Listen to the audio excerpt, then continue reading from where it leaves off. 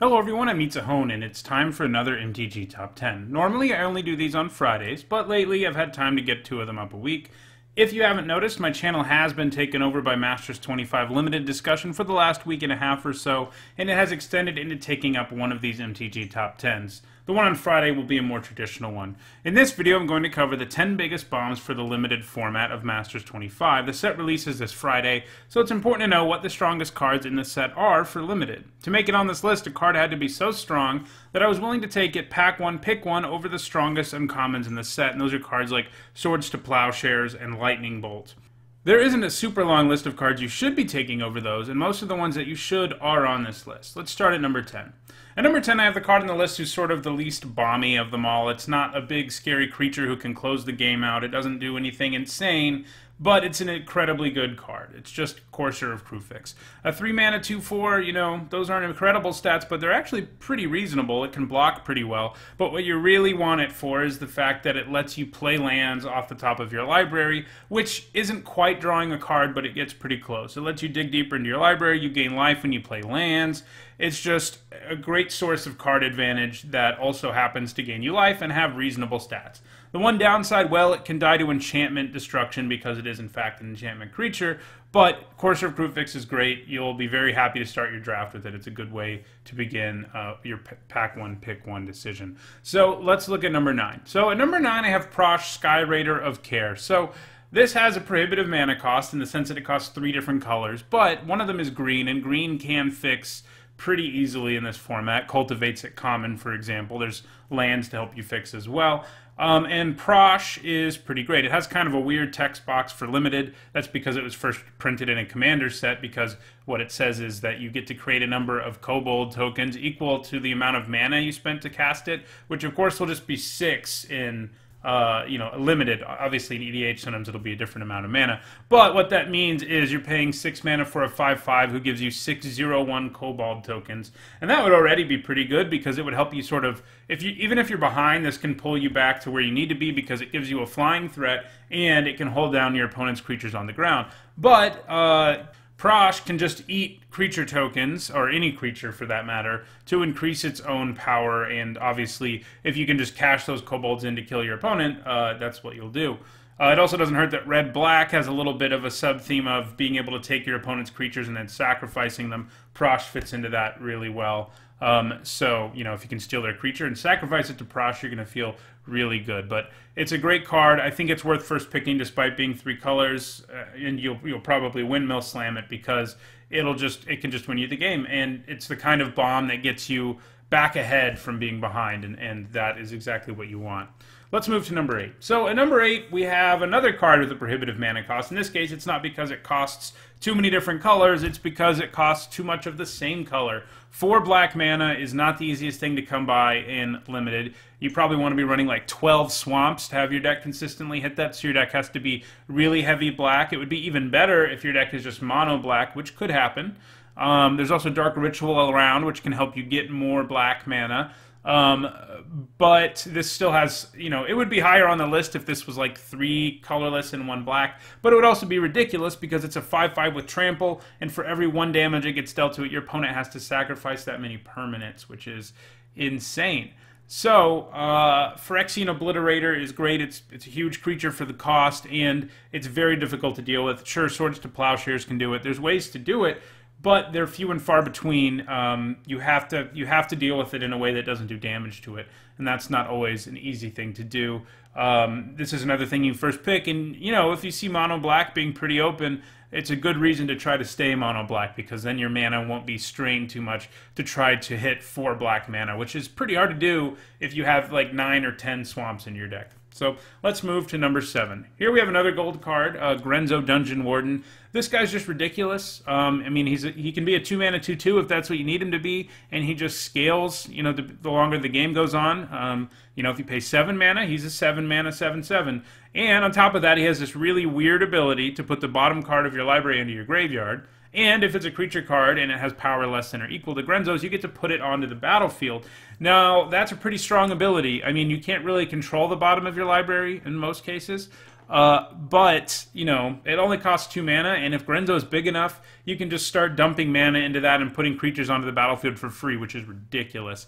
Grenzo's another creature that would be a lot higher up on this list if he weren't gold, but at least he's only 1 black and 1 red. He doesn't have like a crazy mana cost going on.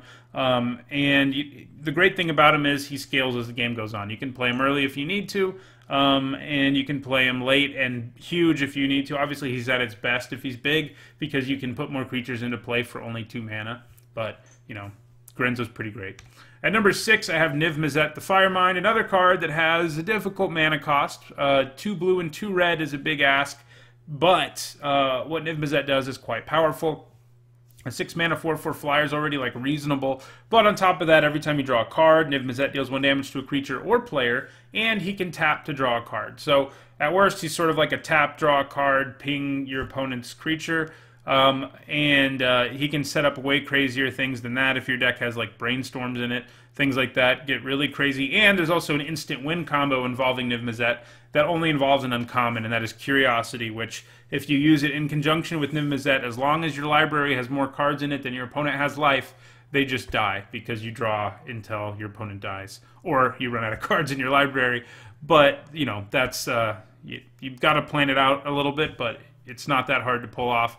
Again, it's an uncommon, and not that many people are going to want it because it's actually not all that good. It's good with a few other cards in the set, but it's not great. And so if you first pick Niv-Mizzet, keep your eye out for Curiosity and probably take as many as you can find. At number 5, I have Vesuvan Shapeshifter. Now we're moving into monocolored cards.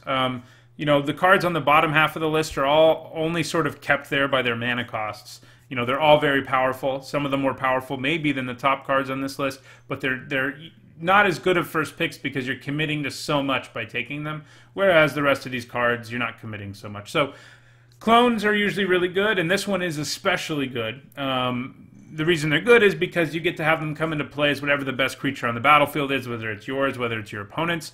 This one you can use to copy something that's really good, and then if something else even better gets played, well, you can copy that too later, because Vesuvan Shapeshifter can turn itself face down, unmorph, and keep doing it over and over again until you have the best thing possible.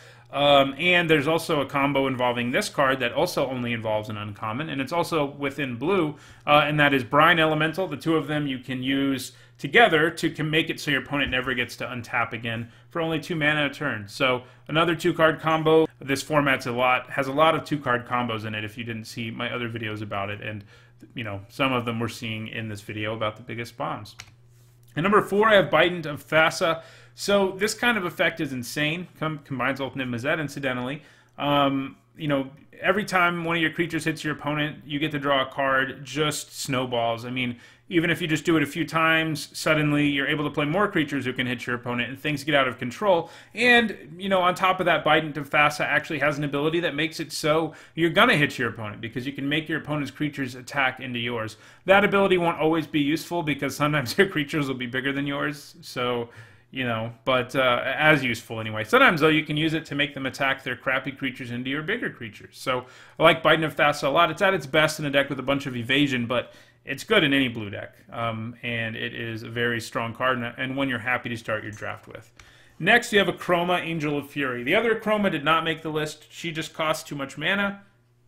And yeah, there's ways to cheat her into play. You can zombify or whatever. This Croma is a little easier to deal with because of her morph. You can play her face down on turn 3, and then on turn 6, flip her over, and suddenly you have this huge creature with protection from 2 colors, and flying and trample, and so forth. So that's really good. It does, you know, maybe I should have it a little lower because the mana cost it has isn't exactly easy. It does ask for triple red on the morph even. But triple red on turn 6 is a lot easier than like 4 black on turn 4, like the Obliterator asks for example. But this is a great card, and it's another one that combos with something. In this case, it's Cloud Shift. If you play this face down and then Cloud Shift it, it comes back into play face up, and you suddenly have a Croma Angel of Fury in play face up, ready to, you know, just tear into your opponent. Next, we have Master of the Wild Hunt. This guy was a ridiculous bomb last time we saw him. He's going to be a ridiculous bomb this time as well. You know, 4 mana, 3/3 that makes a 2/2 wolf creature token would already be like, you know, probably like number 10 on this list or something. But on top of that, he has the ability to make all your wolves fight your opponent's creatures, basically. It doesn't use the fight word because it's a little more complicated than that. But the point is that your wolves can do damage to your opponent's creatures and kill them. And that's really strong. It also benefits from the fact that there are other wolves in this format. You have Timberpack Wolf, you have Watch Wolf, just to name a couple. There are a few more, I think, and so there's some additional wolf synergy that you can get to make this even stronger. But it's a really incredibly good card. You're happy to first pick it out, first pick it over everything we've seen so far, obviously, since it's at number 2. And at number 1, what do we have? Well, none other than Jace the Mind Sculptor. You're going to take this anyway because it's worth $1 million, but it's also an incredibly good limited card. Planeswalkers have a tendency to just get out of control in a hurry, and Jace can do that. So, the way you sort of judge a card that's, whether or not it's really powerful, whether or not it's a bomb, is like, is it good if I'm behind? Is it good if I'm ahead? Is it good if I'm at parity? And if the answer is yes to all of those, then it's a pretty great card. And Jace is that. If you're way ahead of your opponent, you can just start doing the +2 and controlling their draws or improving your draws until you get to the ultimate. Obviously, then you just win the game. If you're behind, you can start bouncing your opponent's creatures. He can do that 3 times. I mean, if you're paying 4 mana to bounce a creature 3 times, that's not too bad. And he also, of course, can brainstorm, which is a pretty nice effect. That doesn't increase his loyalty. But, he's good at all stages. If you play him really early, like on turn 4, and you have control of the board, your opponent's just going to lose. And if you play him late, he's going to play a role in getting you back in the game by bouncing your opponent's stuff on 3 consecutive turns. So, Jace is great, and he's worth a lot of money. So, first picking him is kind of a no-brainer. And yeah, I mean, he's just a really good card. So, that does it for this MTG Top 10. I'll be back with another one on Friday. If you enjoyed this video, don't forget to like it and share it so others can enjoy it too. If you want to make sure you catch more Masters 25 content, including a bunch of drafts that are going to be going up within the next few weeks. It finally comes up on Magic Online on Friday, and I'll put my first draft video of the format up that day. Don't forget to subscribe. Thanks for watching.